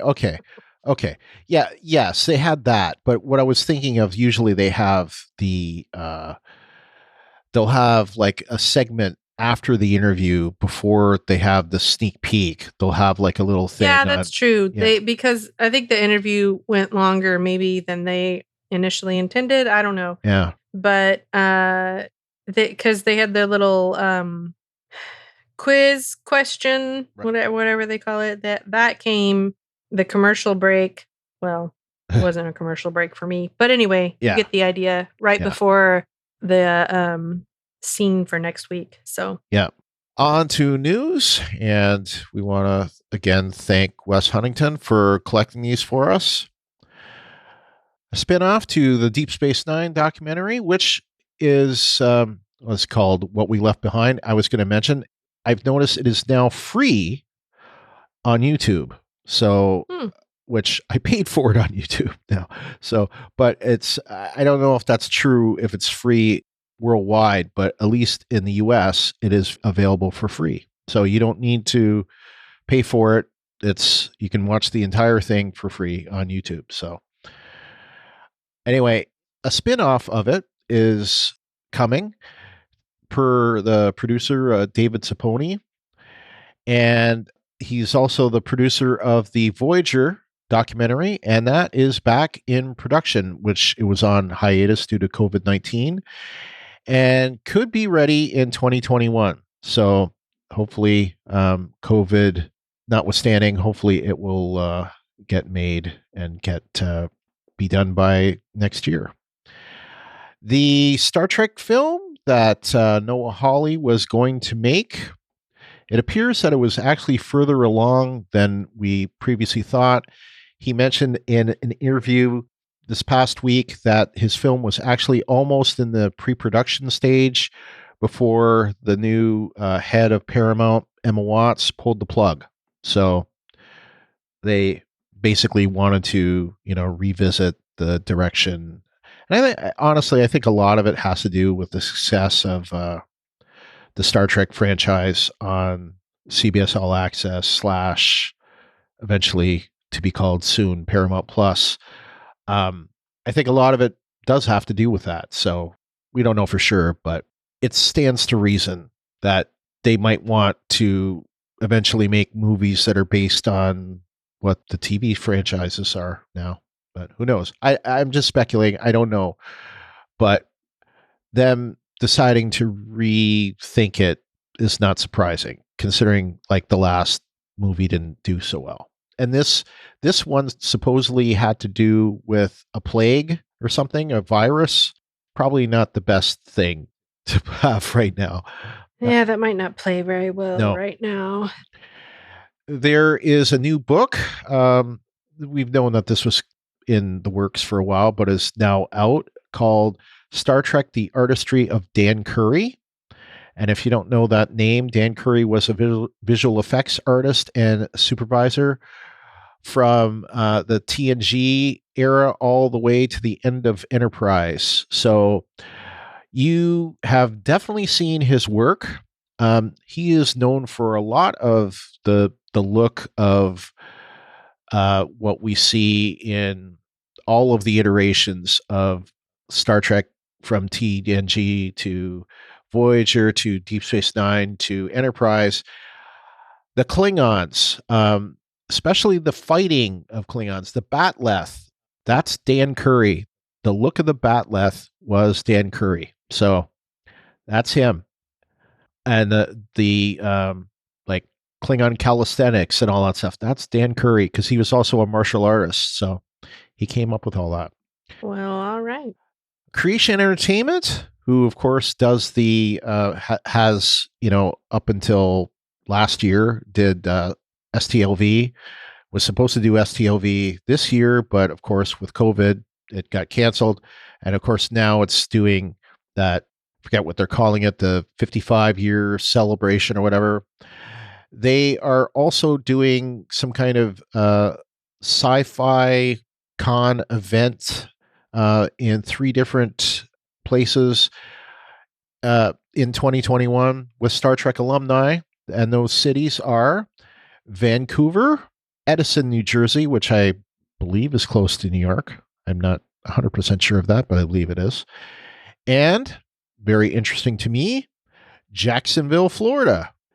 Oh. Yes. And why is that interesting? Because A, I used to live in Jacksonville. B, that's not too far away. So it's about, I don't know, maybe 4 hours away. So that might be possible for me. Who knows? But I don't know. They don't really have any information as to who is going to be there. And when I checked it yesterday, strangely enough, the Edison, New Jersey and the Jacksonville, Florida cons were on the same weekend. So I don't know what to make of that. That's kind of weird. That could be a typo, though. And the last thing I want to mention, as far as news, is that Ket Walski, who you may know as he's a very good Star Trek YouTuber, who's not one of the negative Nancys. He does a lot of really good Star Trek content on his YouTube channel. He published this week a 2-part interview with showrunner of Lower Decks, Mike McMahon. And I have watched this 2-part interview. It's not visual. It's on his YouTube channel, but it's basically like audio only. It's effectively a podcast. But it's a great interview. It's like, I believe if you take it together, it's over 2 hours. And it's a great interview. Like, he asks them all sorts of questions, and they're not softball questions. They're good questions. And he's great. He's fantastic answering. He takes the good ones and the bad ones, and he gives you really good answers. He even talks about the whole issue with the distribution in international markets and talks about that, the delays on that. Really worth listening to if you get a chance. And if you're a member of the Facebook group, there is a link to it there. So ratings for season 1, episode 9, Into the Forest I Go, on CBS for Thursday night. It got a 0.2 in the 18 to 49 with 1.887 million viewers.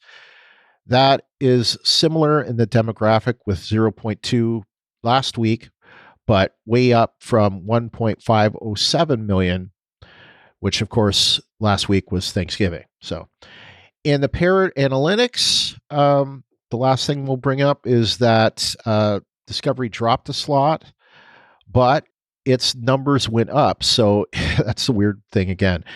It went from 6th to 7th, but its multiplier went from 36.0 last week times the average demand of a show to 36.8 times. But some additional shows that came up, like The Crown and Animaniacs, kind of vaulted up, shot up. It was actually Animaniacs that was the one that knocked Discovery down a notch. So anyway, that's it for our news segment. So Ruthie, why don't you take over and tell people how to send in their theories and feedback?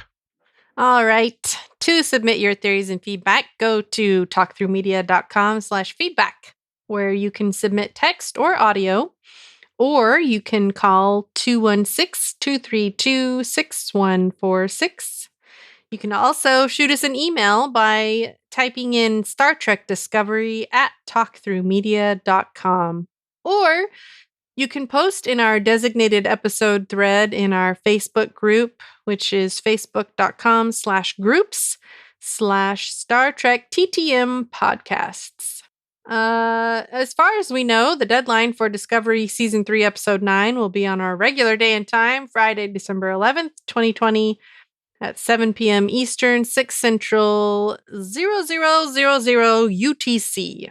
Yeah, and as we always say, always best to check the Facebook group if you're a member, because we had to push back our recording this week a day because of stuff going on. And it is possible this will happen again next week. Just so you guys know, I got some stuff going on at home that is going to be taking potentially my time or not. I can't be more specific than that. So anyway, best place, check the Facebook group, and sometimes the deadline changes. So anyway, it'll never change forward. It'll always change backward. So to connect with us at Twitter, you can connect with us at Star Trek TTM, and of course at Instagram at Star Trek TTM. A great way you can support us is to share those posts on Twitter, Facebook, and Instagram. And I actually got caught up on Twitter. Didn't get caught up on Instagram, but hopefully, maybe today, I will get caught up on those. Share the posts that we do on Facebook at our Talk Through Media Facebook page, which is facebook.com/talkthroughmedia. Those can be shared. The ones that are in our Facebook group is a private group, so we always post to the Facebook page and then share them from the page to the group. So the ones that are on the page can be shared. So help us out by sharing them, or share the Twitter's ones. So anyway, share. Tell people about the podcast, and subscribe to us as well. you're going to see something new this week. I'll mention it. It's not even on the webpage yet, but I'll have it on before the end of the week. There is a new thing, little widget that I'm going to put on the post that is going to have on there where you can write a review. So it's going to have links to Apple Podcasts and Stitcher and Podchaser. It's going to have it all in one spot. So that's going to be there for you to see. So I got that all ready to go. I just have to plug them into the websites, so and the various web pages. But that'll all be in one place. You can find it there and help us out by giving us more reviews. So also, great way to support us is, of course, through Patreon. And we owe you guys to do another Patreon episode because of some things that I've got going on at home. I may have to delay this. I will know soon what's going on. And then once I do, then I can figure out when I can do a Patreon episode. But so if we don't do one this month, that'll be why. But hopefully, if we don't do one this month, we'll maybe do 2 in January or something. I don't know. But anyway, I can't explain it much more than that. Patreon supporters like Clint McCollum, Lawrence Todd, James Robbins, Fred Petrie, Kyle McAdams, Kim Vogley, Brian Shiro, Christoph Leckleitner, Lee Radke, Aaron Mays, Michael Carrier, Stephen Chambers, Kevin Lyle, Jeff Gentry, and Jeff Bayako. All of our new episodes are first posted to YouTube. Just search for Talk Through Media and remember to subscribe and smash that subscribe button and click that bell to get notified when we have new videos. Those videos go out there first, like I said, before the podcast does. Everything that Talk Through Media does can be found on the Talk Through Media all-inclusive feed, which also contains Rebinge Deep Space Nine, The Walking Dead Talk Through, and Let's Talk Through.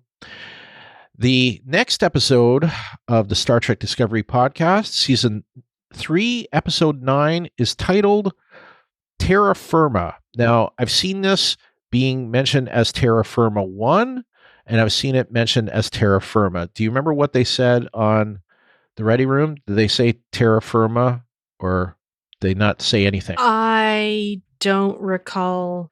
Yeah. Anyway, I've seen Terra Firma 1. I've seen Terra Firma. I guess we'll know soon enough. Anyway, we know this. It is a 2-part episode. So episodes 9 and 10 are both called Terra Firma. Teleplay is by Alan McElroy. The story is by Bo Young Kim and Erica Lepolt and Alan McElroy. Is it McElroy? I don't know. It may be McElroy. It may be McElroy. I don't know. But anyway, it is directed by, we don't know, and we don't know a description.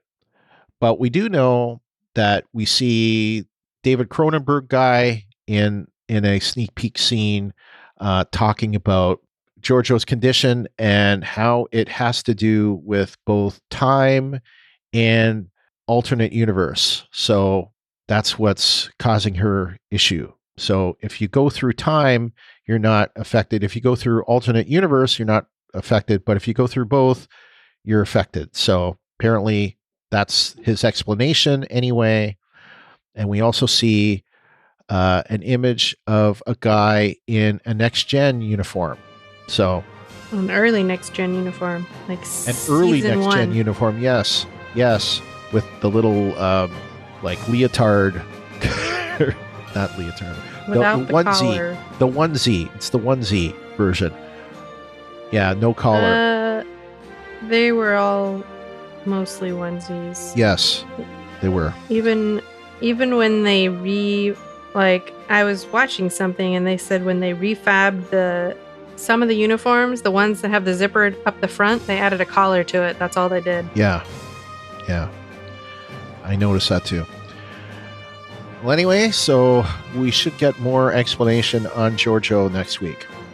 So until next time, I'm Brian. And I'm Ruthie. Peace and long life. Live long and prosper.